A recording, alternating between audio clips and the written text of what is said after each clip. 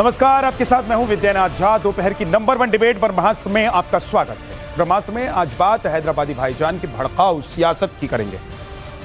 आलम मोहम्मद वाले पोस्टर विवाद पर बात होगी, जो ओवैसी की बिहार में एंट्री के साथ ही बिहार पहुंच गया है। बिहार चुनाव में वोटों की फसल काटने के लिए सीमांचल पहुंचे ओवैसी ने इस मामले को फ्रीडम ऑफ रिलीजन से जोड़ दिया।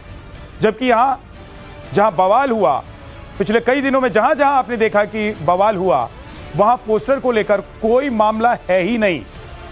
जहां भी एक्शन हुए बिना परमिशन, जुलूस को लेकर या फिर गेट लगाने को लेकर जो कानपुर में हुआ, या फिर जो नारे लगाए गए सर तन से जुदा के, उसको लेकर एफआईआर दर्ज की गई या मुकदमा हुआ। लेकिन सवाल है कि फिर ओवैसी भ्रम क्यों फैला रहे हैं, झूठा नैरेटिव फैलाकर भड़काऊ सियासत वो क्यों करना चाह रहे हैं। सवाल यह भी कि असदुद्दीन ओवैसी पोस्टर को लेकर फ्रीडम ऑफ रिलीजन की जोरदार पैरवी क्यों कर रहा है, लेकिन सर तन से जुदा जैसे विवादित नारे पर वो खामोश क्यों हैं। एक रिपोर्ट आपको दिखाते हैं, उसके बाद डिबेट की शुरुआत।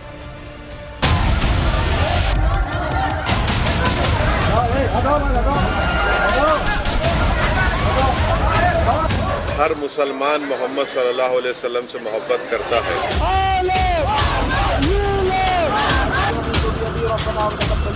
आर्टिकल 25 में फ्रीडम ऑफ रिलीजन है, इसको आप कैसा छीन सकेंगे किसी से। और ये क्या बात है कि नया पोस्टर कैसा लगाए। बिहार की सियासी पिच पर दांव आजमाने से पहले ओवैसी ने आलम मोहम्मद वाले पोस्टर पर जारी विवाद का चैप्टर खोल दिया। वो विवाद जो देश भर में तनाव की एक बड़ी वजह बन चुका है। कानपुर से लेकर नागपुर तक पूरा माहौल ऐसे सेट किया जा रहा है जैसे शासन प्रशासन को किसी खास पोस्टर से दिक्कत है, जबकि असल में ये बात है ही नहीं। कानपुर में मामला गेट लगाने, बिना परमिशन जुलूस और सर तन से जुदा के नारों को लेकर था। लेकिन ओवैसी बिहार पहुंचे तो इसी झूठे नैरेटिव को आगे बढ़ाते दिखे। मोहम्मद सल्लल्लाहु अलैहि वसल्लम से हम मोहब्बत करते हैं। हर मुसलमान मोहम्मद सल्लल्लाहु अलैहि वसल्लम से मोहब्बत करता है, इसलिए कि उसके ईमान का हिस्सा है। अगर हम मुसलमान हैं और अगर हम अल्लाह को जानते हैं, तो वो मोहम्मद सल्लल्लाहु अलैहि वसल्लम ने हमको सिखाया है कि अल्लाह है जो ज़मीन और आसमान का खालिक है, तुम इसकी इबादत करो, किसी और की मत करो। और आर्टिकल 25 में फ्रीडम ऑफ रिलीजन है, तो संविधान में फंडामेंटल राइट है, इसको आप कैसा छीन सकेंगे किसी से। और ये क्या बात है कि नया पोस्टर कैसा लगाए, जो यूपी में क्या गलत है एकदम। ओवैसी फ्रीडम ऑफ रिलीजन का हवाला दे रहे हैं, यूपी पुलिस की कार्रवाई को गलत करार दे रहे हैं। लेकिन सवाल उठता है कि जब उनकी कौम के लोग जुलूस के दौरान सर तन से जुदा जैसे नफरत भरे नारे लगाते हैं, तो ओवैसी इसका कड़े शब्दों में विरोध क्यों नहीं करते। सवाल यह भी कि जब कानपुर पुलिस ने साफ कर दिया कि मामला पोस्टर को लेकर था ही नहीं, तो फिर ओवैसी बार बार ये राग क्यों अलाप रहे हैं। ओवैसी पर आरोप लग रहे हैं कि सर तन से जुदा के नारों पर उनकी ये चुप्पी उस सियासी समीकरण का हिस्सा है जिसमें वोट बैंक की राजनीति धर्म के नाम पर की जाती है, लेकिन जिम्मेदारी से बचा जाता है। बीजेपी नेता और केंद्रीय मंत्री गिरिराज सिंह तो ओवैसी पर बांग्लादेशी घुसपैठियों को उकसाने का आरोप लगा रहे हैं। ये आ रहे हैं बांग्लादेशी घुसपैठियों को उस्काने के लिए, वो आ रहे हैं राहुल गांधी और तेजस्वी के बाद अपने अस्तित्व को बचाने के लिए। जो भी आ रहे हैं वो सिर्फ बांग्लादेशी और रोहिंग्या घुसपैठी मुस्लिम को बचाने के लिए। ओवैसी ने विवादों का यह चैप्टर तब खोला जब यूपी के सीएम योगी का वो बयान सुर्खियों में आया जिसमें उन्होंने विदेशी आक्रांताओं के शासन के दौरान सन 1100 से 1947 के बीच हिंदुओं की आबादी 7 करोड़ से घटकर 30 करोड़ होने का दावा किया, और इसकी वजह विदेशी आक्रांताओं के हाथों हिंदुओं की हत्या और खेती के उत्पादन को कम करना बताया, ताकि हिंदू भूखे मरने को मजबूर हो जाएं और उनकी आबादी घट जाए। कहते हैं भारत पे जब इस्लाम ने पहला हमला किया था, उस समय भारत की आबादी यानी उसके बाद भी सन 1100 तक भारत के अंदर हिंदुओं की आबादी 60 करोड़ थी, 60 करोड़। और 1947 में जब ये देश आजाद हुआ, उस समय हिंदुओं की आबादी रह गई थी मात्र 30 करोड़। आप मुझे बताइए इन 800-900 वर्षों में हमारी आबादी बढ़नी चाहिए थी कि कम होनी चाहिए थी? आबादी जो कम हुई, आक्रांताओं ने ही मारा नहीं, बल्कि भूख से मरे, बीमारी से मरे, तमाम अन्य प्रकार की यातनाओं से मरे। विदेशी दास्ता ऐसे ही होती है। सीएम योगी आदित्यनाथ का यह बयान ऐसे वक्त में आया है जब देश में डेमोग्राफिक चेंज को लेकर बहस गरमाई हुई है। सीएम योगी ने विरोधियों पर भी निशाना साधा और कहा कि ये समाज को बांटने वाली विदेशी मानसिकता के साथ काम कर रहे हैं। बीजेपी इस बयान को इतिहास की सच्चाई बताते हुए इसे हिंदू अस्मिता की रक्षा से जोड़ रही है, वहीं विपक्ष इसे ध्रुवीकरण की कोशिश करार दे रहा है। योगी विरोध में कांग्रेस नेता उदित राज इतना बहक गए कि उन्होंने सीएम की तुलना अनपढ़ से कर दी। अनपढ़ लोगों को क्या हम कहें। सबसे पहले 1881 में पहले बार जनगणना हुआ, उसके पहले जनगणना थी ही नहीं, और देश एक नहीं था, तमाम राजाओं रजवाड़ों में बटा हुआ था। और भारत आज़ाद के समय में भी करीब 600 रियासतें थी, एक रियासत दूसरे से लड़ती रहती थी। तो अनपढ़ों को क्या कहा जा सकता है? ये अटकलें लगाते रहते हैं, बड़ी बड़ी बातें करते रहते हैं। उस समय क्या सेंसस हुआ करता था? क्या भारत एक था? कितने राज्यों में बटा हुआ था, एक दूसरे से मार काट रहे थे, कोई न जुड़ाव न लगाव न कुछ न कुछ। फिलहाल सीएम योगी से लेकर ओवैसी के बयान सुर्खियों में हैं, लेकिन ओवैसी अपने बयानों को लेकर घिर गए। उनसे सवाल पूछे जा रहे हैं कि फ्रीडम ऑफ रिलीजन की जोरदार पैरवी तो ठीक है, लेकिन सर तन से जुदा जैसे विवादित नारों पर खामोशी क्यों? उन कट्टरपंथी मौलानाओं पर चुप्पी क्यों जो अफवाह बढ़ाने और भड़काने के खेल में लगे हैं? उस टूल किट पर मौन क्यों जो ऐसे प्रदर्शनों में मुस्लिम बच्चों और मुस्लिम महिलाओं को ढाल के तौर पर इस्तेमाल कर रहे हैं? Bureau report, times now, Navbharat. क्या एक टूल किट एक्टिव है, भ्रम फैलाने की कोशिश कर रहा है देश भर में, देश का माहौल बिगाड़ने की कोशिश कर रहा है? आई लव मोहम्मद पर किसी को एतराज नहीं है, लेकिन सर तन से जुदा पर चुप्पी क्यों है? राकेश त्रिपाठी बीजेपी के प्रवक्ता हमारे साथ हैं, डॉक्टर ओम जी उपाध्याय डायरेक्टर ICHR के हमारे साथ हैं, स्वामी चक्रपाणी हिंदू धर्म गुरु हमारे साथ हैं, संदीप त्रिपाठी कांग्रेस के नेता, चंचल यादव समाजवादी पार्टी के प्रवक्ता हमारे साथ हैं, और हाजी नाजिम खान MIM के नेता हमारे साथ हैं। आप सभी का बहुत बहुत स्वागत है। हाजी नाजिम खान, ओवैसी बिहार तक लेकर चले गए आई लव मोहम्मद ओके, लेकिन सर तन से जुदा पर चुप्पी क्यों? उसको क्यों नहीं रोक रहे हैं? क्यों नहीं कुछ बोल रहे हैं असदुद्दीन ओवैसी उस पर? हाँ जहाँ साहब, देखिए मैं आपके डिबेट की शुरुआत करता हूँ भारत जिंदाबाद, और देखिए अल्लाह अकबर भी कहता हूँ। देखिए मेरे फ्रीडम और रिलीजियस की बात है, और दूसरी बात यह है कि जब यहाँ पर पैगंबर इस्लाम के नाम लेकर यहाँ पोस्टर पर जिस तरीके का आपको पैगंबर का नाम लेने से, आपको अल्लाह के नाम लेने से, अल्लाह अकबर कहने से किसी ने रोका है? हाँ सुन तो लीजिए, जहाँ से रोका है। देखिए मैं अपने पैगंबर इस्लाम सल्लल्लाहु अलैहि वसल्लम से बेइंतहा मोहब्बत करता हूं, और इंशाअल्लाह जो इस्लाम को मानने वाले हैं सभी पैगंबर मोहम्मद साहब से सल्लल्लाहु अलैहि वसल्लम से नहीं है कि आप करते हैं, मोहब्बत करते हैं और करते होंगे। आप अपने धर्म का पालन करते हैं, इसकी आजादी आपको मिली हुई है। हाँ लेकिन इसके नाम पर लोगों को भड़का क्यों रहे हो वैसे? हाँ कौन भड़का रहा? कोई नहीं भड़का रहा। बिहार में क्या कहा है? क्या कहा? अगर है? फ्रीडम ऑफ रिलीजन की बात अगर कर देते तो ये रिलीजन से क्या दिक्कत है इसमें? किस मामले में केस है? नहीं, किस केस को वापस लेने की बात कर रहे हैं? देखिए मैं झा साहब मैं ये कहता हूं कि देश में झूठ फैला रहे हैं। कौन सा झूठ बोला है? कौन सा झूठ फैला है? नहीं, ना कोई झूठ बोला है, ना कोई झूठ फैला है। को लेकर देश में कहां केस हुआ है किसी मुसलमान पर? हाँ देखिए जिस तरीके से कानपुर से ये मामला हुआ, तो कानपुर में आपने सिर्फ एक कम्युनिटी को तो पकड़ लिया, लेकिन जो दूसरे समुदाय वाले थे, क्यों पकड़ लिया? समुदाय वाले थे वो किस तरीके की बात कर रहे थे? केस किस मामले में? दबाने की बात हो रही थी। केस किस मामले में? मैं तो ये कहता हूं कि यह दबाने वाली बात हो रही थी, यहाँ पे सिर्फ एक कम्युनिटी को टारगेट करने वाली बात हो रही थी। आप ये बताइए कि केस किस मामले में? हाँ अगर हाजी नाजिम खान से आप ये पूछे कि केस किस मामले में, भाई केस तो हुआ है ना। क्यों हुआ है? मैं अगर मुसलमानों पे अगर केस होता है तो इसका परमिशन के गेट लगा दिया तो केस होगा ना। अगर कोई भी का पालन नहीं करेंगे तो केस होगा। हाँ जहाँ साहब आप मुझे सुन लीजिए, अब आप देखिए मैं को फ्रीडम ऑफ कानून भी है क्या? मैं ये कहता हूं कि किसी भी कानून को कहीं भी तोड़ देंगे? संविधान के तहत हम लोग हैं, लेकिन जिस तरीके की बात यहाँ पर करी, वहां गेट का मामला था, वहां पोस्टर का मामला था, लेकिन दूसरे केस हुआ है? दूसरे संगठन ने किस तरीके से विवाद करा वहां पे? पोस्टर पर कहां केस हुआ? संगठनों ने किस तरीके से विवाद करा? मैं पूछ रहा हूं, असदुद्दीन ओवैसी ने आज कहा फ्रीडम ऑफ रिलीजन पर कहां केस हुआ है देश में? हाँ, मैं किसी मुसलमान पर बताइए। झा साहब आप सुनना ही नहीं चाहते, अगर सुनेंगे तो थोड़ा देश के अंदर भी पता चलेगा। ओवैसी साहब ने बिल्कुल सही कहा भाई, आजकल आपने देखा होगा जितने भी आजकल देखा नहीं हाजी साहब, मैं पूछ रहा हूं कि आप लोग देश भर में और कट्टर गैंग देश भर में घूम घूम कर जुलूस निकालकर यह अफवाह फैलाने की कोशिश कर रहे हैं, एक झूठा नैरेटिव सेट करने की कोशिश कर रहे हैं कि देखिए धर्म के नाम पर जो हमें आजादी मिली है उस आजादी को रोकने की कोशिश हो रही है, और उसकी शुरुआत कानपुर से हुई है। कैसे हुई है बताइए। हाँ झा साहब देखिए, अगर 12 रबीउल की बात है तो मैं ये कहना चाहता हूं, बड़ी जिम्मेदारी के साथ कहता हूं भाई, देखिए मोहम्मद साहब सल्लल्लाहु अलैहि वसल्लम को हर मुसलमान बेइंतहा मोहब्बत करता है।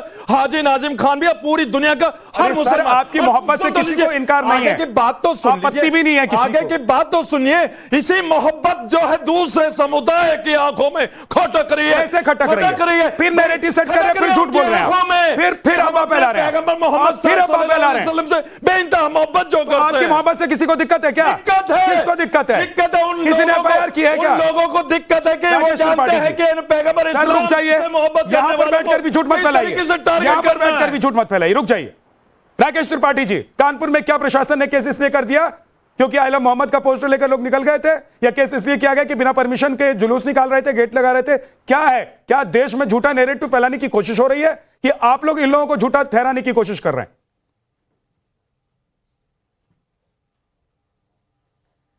विद्यानाथ जी, एक फिल्म देखी थी कुछ दिनों पहले, आपके दर्शकों को भी याद आ जाएगा। उसमें एक दृश्य है जिसमें कुछ प्रदर्शनकारी ये नारा लगा रहे होते हैं, हमारी मांगे पूरी करो। प्रशासन पूछता है मांगे क्या है? कहा चाहे जो मजबूरी हो हमारी मांगे पूरी करो। अरे मांगे क्या है? कहा इंकलाब जिंदाबाद। कहे वो इंकलाब तो जिंदाबाद है, मांगे क्या है? क्या भारत माता कीजिए। अरे भाई आपकी मांगे क्या है? मांगे बताइए ना, आपकी आपत्ति क्या है? आपत्ति बताइए। कहां अपमान हुआ है पैगंबर साहब का? कहां मना किया गया कि पैगंबर आई लव मोहम्मद लिखने पर आपको रोक लगा दी गई है? ये झूठ है भाई, पूरी तरह झूठ है। 4 सितंबर को कानपुर के रावतपुरा क्षेत्र में आपने एक गेट के सामने बिना किसी परमिशन के आपने मनमाने पूर्ण तरीके से एक बैनर लगा दिया। स्थानीय लोगों ने इसकी शिकायत की, स्थानीय पुलिस प्रशासन वहां पहुंचा, उसने स्थानीय लोगों के साथ बातचीत करके उस बोर्ड को दूसरी जगह शिफ्ट करा दिया। लोग इस बात से सहमत हो गए, मुस्लिम पक्ष भी इस बात से सहमत हो गया। 5 तारीख को 12 वफात का जुलूस निकलता है और जुलूस के भीतर कुछ सामाजिक अराजक तत्व घुस करके हिंदू क्षेत्र में आकर के उपद्रव करने की कोशिश करते हैं, कुछ हिंदू बैनरों को फाड़ने की चेष्टा करते हैं। इसको लेकर के एक एफआईआर की तहरीर दी जाती है और 10 तारीख को एफआईआर लिख ली जाती है। एफआईआर लिखने के बाद अराजक तत्व इस बात का शेल्टर ले रहे हैं कि उनको आई लव मोहम्मद लिखने पर उनके खिलाफ एफआईआर लिखी गई। ये झूठ है, कोरी बकवास है। और इस झूठ के खिलाफ आपको अगर लगता है कि पुलिस ने गलत एफआईआर की है तो बैरिस्टर ओवैसी साहब बहुत बड़े बैरिस्टर हैं, उनको तुरंत मुसलमानों के पक्ष में आकर के इलाहाबाद हाईकोर्ट के लखनऊ खंडपीठ में, इलाहाबाद हाईकोर्ट में आकर के मुकदमा दर्ज करा, एक याचिका डालनी चाहिए थी पुलिस के खिलाफ फेयर इन्वेस्टिगेशन के लिए। सुप्रीम कोर्ट चले जाना चाहिए था, लेकिन यह सब नहीं किया आपने। एफआईआर को क्वाश नहीं कराया क्योंकि आप जानते थे एफआईआर सही फैक्ट्स पर है। आप जानबूझ करके एक झूठा नैरेटिव फैलाने लगे, आई लव मोहम्मद का बैनर लेकर के पूरे देश भर में जगह जगह जुलूस निकाल करके जानबूझ करके सांप्रदायिक सद्भाव को बिगाड़ने की चेष्टा कर रहे हैं। और क्यों कर रहे हैं उसका कारण है, लेकिन एक आरोपी है देश भर में इस समय नवरात्रि के महापर्व चल रहे हैं। बोलते हैं और आपको जानते हैं जानबूझ करके 10 दिनों के बाद कैसे नवरात्रि के महापर्व में विघ्न डाली जा सके, इसके लिए चेष्टा कर रहे हैं। हिंदुओं के हर त्योहार पर जानबूझ करके ऐसी चेष्टाएं की जाती है और ये देश स्वीकार करने को तैयार नहीं है। सिर्फ और सिर्फ एक मुसलमान अपने पैगंबर इस्लाम से इतनी मोहब्बत करता है, वो दिक्कत है आप लोगों को। भाई हम तो देखिए भारत के अंदर, भारत के संविधान के अनुसार अपने पैगंबर चस्पा कर लो, मुंह पे चस्पा कर लो, आंख पे चस्पा कर लो, कहीं चस्पा कर लो, कोई नहीं मना कर रहा है। किसी ने रोका है? भारत के ये संविधान। हाजी साहब खामखा की बात कर रहे हैं। क्यों रहे हैं? रोक रहा हूं मैं तो मोहब्बत करता हूं मुझे रोक रहे हैं। मोहब्बत करते हैं तो आपकी क्या मोहब्बत के बीच में कौन आ रहा है? करा जाएगा हम लोग? आप कानून तोड़कर मोहब्बत करेंगे? कौन सा कानून तोड़ा? बता तो रहे राकेश त्रिपाठी। नहीं कानून तोड़ा, बता रहे कौन सा कानून आपने तोड़ा? कानून तोड़ा गया भाई। इस लोकतांत्रिक मुल्क के अंदर अपनी बात को रखने की सबको आजादी है, तो लोकतांत्रिक तरीके से रखेंगे ना? तरीके से तो है, लेकिन हमारे इस वाले जुलूस में जिस तरीके की बात कर रहे हैं ना, जब धार्मिक जुलूस होते तो मस्जिदों को ढका नहीं जाता देश के। मैं बता देता हूं, ढका नहीं जाता। वो कह रहे हैं कि आपने बिना परमिशन के जुलूस निकाल लिया, पोस्टर बैनर लगा दिए। एक छोटी आप परमिशन तो ले लेते कि 100 लोग 200 लोग 500 लोग हम निकलेंगे, हम अपना मोहब्बत दिखाएंगे। आपको मोहब्बत दिखाने से कोई थोड़ी ना रोक रहा है। हाँ देखिए, आपको नमाज पढ़ने से कोई रोकता है क्या? आपके ऊपर एफआईआर होती है कि आपने नमाज क्यों पढ़ लिया, तो फिर आपके और पैगंबर के बीच में कोई कैसे आ गया? देखिए इसका मतलब है कि आप लोग झूठ फैला रहे हैं। आप लोग जानते हैं कि झूठ की सियासत करेंगे, नमाज पढ़ता हूं तो मुझे और वोट की फसल काटेंगे। विद्यानाथ जी, एक देश का संविधान है, हम लोगों को नमाज तो पढ़ने की परमिशन है, लेकिन मैं एक चीज और कहता हूं, जो नैरेटिव सेट करा जा रहा मुसलमानों के खिलाफ, कौन कर रहा है? गलत है, कौन कर रहा है? अगर हम अपने आप मुसलमानों को भड़कला क्यों रहे हैं? मैं पूछ रहा हूं, मुसलमानों को आप क्यों भड़कला रहे हैं? उज्जैन के अंदर मुसलमानों को कौन भड़कला रहा है? कौन भड़का रहा है मुसलमानों? मैं पूछ रहा हूं, मुसलमानों को भड़का कौन रहा है? चिल्लाइए मत, चिल्लाइए मत। अब बताइए मुसलमानों को कौन भड़का रहा है? ये कानपुर से लेकर गुजरात, उत्तराखंड और बिहार तक के कैसे भड़काऊ बयान हो रहे हैं? कोई भड़काऊ बयान नहीं है। ओवैसी ने उसको रिलीजन से कैसे जोड़ दिया? मैं ये कहता हूं कि अगर आप ये कहते हैं सर तन से जुदा वाले की ओवैसी ने इसको फ्रीडम ऑफ रिलीजन से क्यों जोड़ा? इसका जवाब है आपके पास? नहीं होना चाहिए। हम करें शब्द मोहम्मद हाजी साहब, आपके पास जवाब नहीं है, आप लोग चिल्लाएंगे। राकेश त्रिपाठी, आप कुछ कहना चाह रहे हैं? 20 सेकंड है आपके पास, बोलिए। छोटी सी बात विद्यानाथ जी, एक छोटी सी बात जोड़ूं मैं, बस एक छोटी सी बात जोड़ूं। देखिए, इस समय नवरात्रि के पर्व चल रहे हैं। नवरात्रि के पर्व में भी दुर्गा पंडाल लगाने हैं, दुर्गा प्रतिमा स्थापित करनी है, तो आपको प्रशासन से परमिशन लेनी होगी, और कोई नई परंपरा शुरू करने के लिए प्रशासन इजाजत नहीं देगा। ये हिंदुओं के लिए भी नियम है, और इसी तरह से आपको भी नमाज अदा करने के लिए मस्जिद के जो स्थान पहले से तय है, आप इबादत गाह है, वही कर सकते हैं। आप सड़कों को घेर के नहीं कर सकते। नियमों का पालन तो सबको करना पड़ेगा ना। आप नियमों के पालन से अपने आप को परे क्यों रखना चाहते हैं? क्यों आप अपने आप को संविधान से ऊपर रखना चाहते हैं? क्यों आप देश के नियमों कानूनों को नहीं मानना चाहते? हाजी नाजिम खान, आपके इस क्रूर चेहरे को देश देख रहा है कि आप कैसे भारत के बनाए हुए बाबा साहब भीमराव अंबेडकर के बनाए हुए संविधान को नहीं मानना चाहते हैं। आप चाहते हैं कि देश में सरिया कानून लगा दिया जाए। आप चाहते हैं कि जो ओवैसी साहब कहें वही देश में माना जाए। आप चाहें कि मेरी मर्जी के आधार पर हम तो संविधान के अकॉर्डिंग की बात करते हैं। त्रिपाठी जी, संविधान को मानते हैं, संविधान के कानून को तोड़ा, इसीलिए तो उन पर एफआईआर हुई है। कानून का आप लोग ये पूरे देश को बता रहे हैं चलेगा कि भाई हमने आलम मोहम्मद का पोस्टर हम लेकर निकल गए तो हमारे ऊपर एफआईआर कर दिए। एक जगह बता दीजिए, मैं आपको चैलेंज कर रहा हूं, एक जगह दिखा दीजिए कि एफआईआर में कहीं, मुकदमे में कहीं इसका जिक्र हो कि आलम मोहम्मद के पोस्टर पर केस किया गया। भाई, आपको कानून का सामना इसलिए करना पड़ रहा है क्योंकि आपने कानून तोड़ा है। स्वामी चक्रपाणी जी, आप लोग अगर कोई सभा करते हैं, कोई रैली करते हैं, कोई धार्मिक यात्रा निकालते हैं, तो क्या कानून तोड़कर निकालते हैं या पहले परमिशन देते हैं? परमिशन लेते हैं, जाकर चिट्ठी देते हैं प्रशासन को? क्योंकि हाजी नाजिम कह रहे हैं कि इन्होंने और इस्लामिक लोगों ने, विद्यानाथ झा जी, इनके लोगों ने अगर यात्रा निकाल दी है तो केस हो गया है, अगर हिंदू करें तो नहीं होगा कुछ। स्वामी जी, देखिए, ये यात्रा नहीं निकाल रहे बल्कि ये फसाद करने का एक मौका खोज रहे हैं। आप समझिए बात को।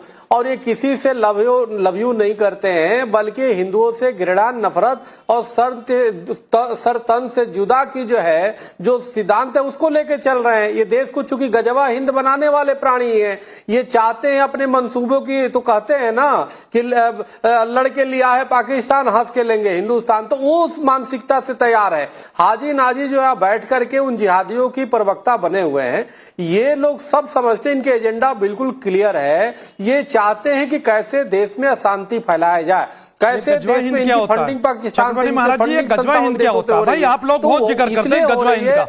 भाई, हम तो सिर्फ और सिर्फ भारत जानते हैं और इंशाल्लाह भारत ही रहेगा, लेकिन ये गजवा हिंद क्या है इसका थोड़ा सा बता दीजिए। यही तो आप नैरेटिव देश के अंदर सेट करना चाहते हैं कि भारत का मुसलमान गजवा हिंद की बात करता है। कोई भारत का मुसलमान गजवा हिंद की बात नहीं करता, लेकिन हाँ, आप लोग हिंदू राष्ट्र की बात जरूर करते हैं। केरल के कई संस्थाओं पे लगा है। आपका एजेंडा कभी सफल नहीं होगा, भारत की बात आपकी सफल नहीं होगा। जिस देश में रहते हो, जिस देश का खाते हो, वहां पे अशांति पैदा कर रहे हो। इससे बड़ा दुर्भाग्य क्या होगा? जिस देश में रह रहे हो वहीं पे अशांति कर रहे हो, वहीं पे उपद्रव कर रहे हो। नहीं, शर्म आनी चाहिए। हमारी नवरात्र का समय चल रहा है, उसमें आप उपद्रव कर रहे हो। जब हमारी रामनवमी आता है तो रामनवमी पे मस्जिदों से ईटा पत्थर चलाते हो। जब हनुमान जयंती आता है उस पे मस्जिदों से ईटा पत्थर चलाते हो। कभी मंदिरों से ताजिया पे ईटा पत्थर चला है क्या? अरे आप लोग झूठ बोलते हैं, करना है, आप झूठ बोलते हैं, बस यही हम लोगों को बड़ी दिक्कत होती है। भाई, प्रेम है कि नहीं ये तो भाई, मुहर्रम, लेकिन आपको मैं कहता हूँ मुहर्रम के जो जुलूस निकलते हैं, ये बता दीजिए कितने अन्य धार्मिक स्थलों को ढका जाता है, लेकिन आपके जुलूस निकलता है तो भाई हमारी अपनी मस्जिदों को कवर कर दिया जाता है। भाई, लोकतंत्र के अंदर इस तरीके का माहौल क्यों हो रहा है? जबकि ये जुलूस जब निकलता है ना तो संगीनों के सायों में निकालना पड़ता है, नफरत और घृणा, वहां पुलिस फोर्स लगानी पड़ती है। पूछिए राकेश त्रिपाठी जी से, उत्तर प्रदेश में जब इस तरह का कोई कार्यक्रम होता है और जुलूस निकलता है तो कितनी फोर्स लगाते हैं ये लोग, कितनी सरकार को ध्यान रखना पड़ता है वहां पर कि कहीं कुछ हो ना जाए। ये माहौल क्यों हो गया है? हम तो क्योंकि पत्थर गिरे, लोग मरे, तो प्रशासन अलर्ट पर है। चंचल यादव जी, वो असदुद्दीन ओवैसी एक तरफ कहते हैं फ्रीडम ऑफ रिलीजन पर हमला हो रहा है, उनके फ्रीडम ऑफ रिलीजन को छीना जा रहा है, लेकिन सर तन से जुदा के नारे पर वो कुछ नहीं बोलते हैं।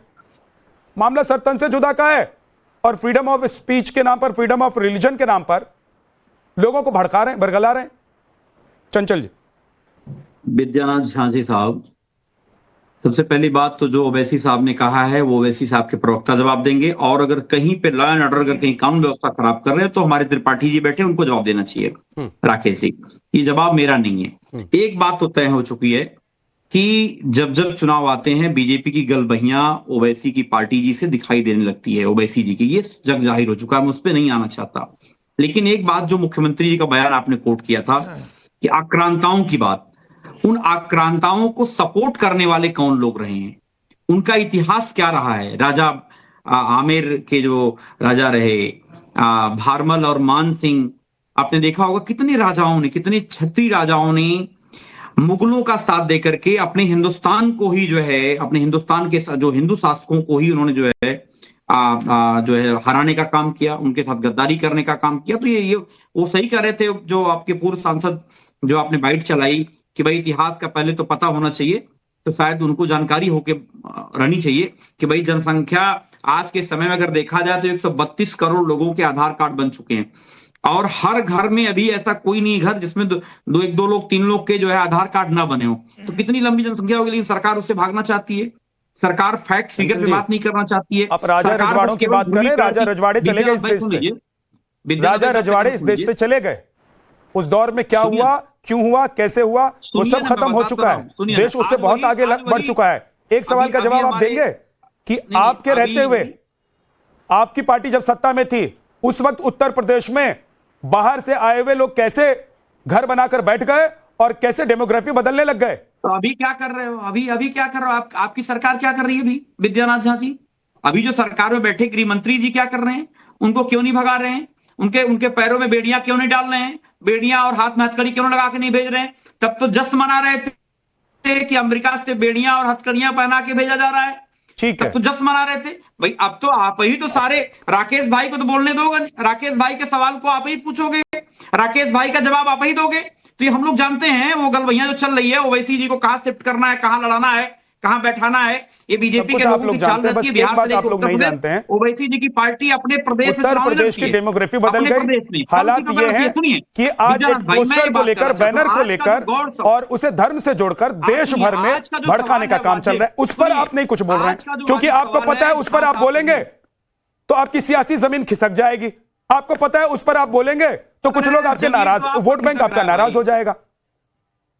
विद्यानाथ झा, आप ओवैसी पर मत बोलिए चंचल जी, मैं लेकिन कह रहा हूं कि जो लोग देश में अफवाह फैला रहे हैं, जो भड़का रहे हैं लोगों को, उन पर भी आप लोग चुप्पी साध देंगे। काम किया जा रहा है, मैंने बोल दिया भाई, सच्चाई है ये राकेश जी भी जानते हैं, ये लोग फंडिंग करते हैं, ये सबको पता है। सुनिए, ये सच्चाई ये है आज के समय में कि भैया कहीं पे निगाहें कहीं पे निशाना। अभी चक्रपाणी महाराज जहर उगल रहे थे हिंदू मुसलमान के बारे में।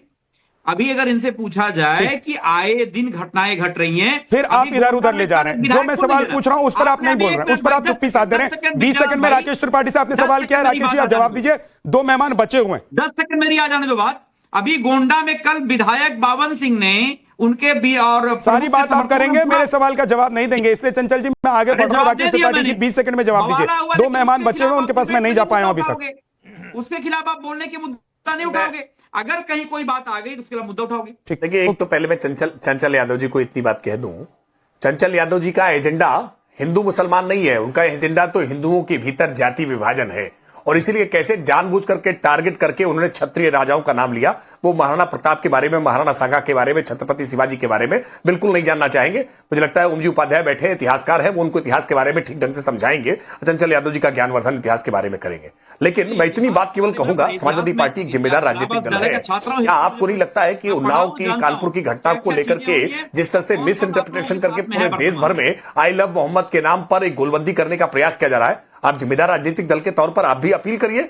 आज कम से कम आज ब्रह्मास्त्र में आज आपको एक मंच मिला है टाइम्स नाउ नवभारत का, इस मंच से अपील करिए कि जानबूझ करके आई लव मोहम्मद के नाम पे प्रोपेगेंडा फैलाया जा रहा है। आप इस बात के बाद साथ में खड़े हुए कि उत्तर प्रदेश के चेहरे को बदनाम करने की कोशिश की जा रही है, आई लव मोहम्मद करने पर कहने पर कहीं बात गुजरात, उत्तराखंड और बिहार तक पहुंच गई। बिहार में चुनाव है, सबको पता है। संदीप त्रिपाठी जी, आप लोग क्या ऐसे लोग, ऐसे गैंग, ऐसे कट्टर लोगों के खिलाफ कुछ बोलेंगे, या आपकी पार्टी भी समाजवादी पार्टी की तरफ से दूसरे मुद्दे पर भर भर के बोलना चाहती है, इस मुद्दे पर मुंह बंद रखना चाहती है? संदीप जी।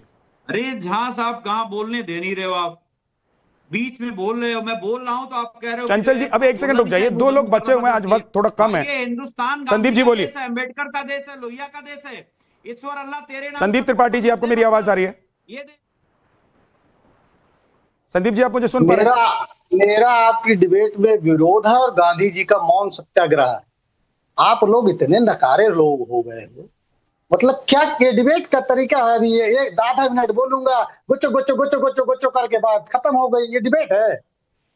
कांग्रेस पार्टी राष्ट्रीय पार्टी है साहब, न जानते हो तो जान लीजिए। आप ही लोग करते हैं सर, इस तरीके से मत बुलाइएगा। आप ही लोग करते हैं संदीप जी, आप ही लोग करते हैं ना। अभी आप अपना वक्त खराब कर रहे हैं, मुझे मत बुलाइएगा। ये नौटंकी कर रहे हैं आप सवाल का जवाब देने की जगह नौटंकी कर रहे हैं। देखो शक्ल देख लीजिए अपनी, ये है कांग्रेस और ये कांग्रेस के नेता हैं। ये कांग्रेस और कांग्रेस के नेता हैं, इनकी शक्ल देख लीजिए, इनकी अकल देख लीजिए, इनकी वाणी देख लीजिए, इनका ढर्रा देख लीजिए। पूछा सवाल है और बोल कुछ और रहे, कर कुछ और रहे। भाई जब भी आईना उठाया करो पहले देखो और फिर दिखाया करो। ओम उपाध्याय जी क्योंकि इतिहास में चले गए और सवाल राजा महाराजाओं पर उठ गया, क्योंकि योगी आदित्यनाथ जी ने कह दिया कि भाई 60 करोड़ से 30 करोड़ कैसे हो गए। अब वो 60 करोड़ से 30 करोड़ हो गए, लेकिन यहां जनसंख्या बढ़ रही है और उसका नतीजा भी दिखाई दे रहा है। बात यह है कि हिंदुस्तान में जो मुसलमान है उनका तो ये देश है, लेकिन बाहर से आए लोग तो अफवाह फैलाएंगे ही, वो कट्टरता दिखाएंगे ही। बातें फैला रहे हो विद्यानाथ झा जी, मतलब कोई डेटा है आपके पास कि फर्जी जो मुख्यमंत्री? डेटा है ना सर, कितने लोगों को आप लोगों ने पनाह दिया हुआ है, दिन रात डेटा चलाता हूं। मुझे समय दीजिए, मैं डेटा के साथ बात करता हूं। देखिए दो हिस्से हैं इस बात के। एक तो जो अभी जो समस्या, जो नैरेटिव, एक फॉल्स नैरेटिव फैलाया जा रहा है पूरे देश में कि साहब ये तो आई लव मोहम्मद का विरोध है, आई लव मोहम्मद के खिलाफ, ऐसा कतई नहीं है। एक बात ये स्पष्ट तरीके से जानी चाहिए, जो अभी की बात है, पीछे अगर कोई बिना परमिशन लिए प्रशासन के जो नियम है उनको तो धक्का बताते हुए कोई भी समूह कोई काम करना चाहेगा तो उससे विरोध होगा। कुछ टेक्निकल प्रॉब्लम आ रही है, आपका ऑडियो क्लियर नहीं आ रहा है। ओम जी उपाध्याय जी माफी चाहता हूं, आपकी आवाज क्लियर नहीं आ रही है। और आखिर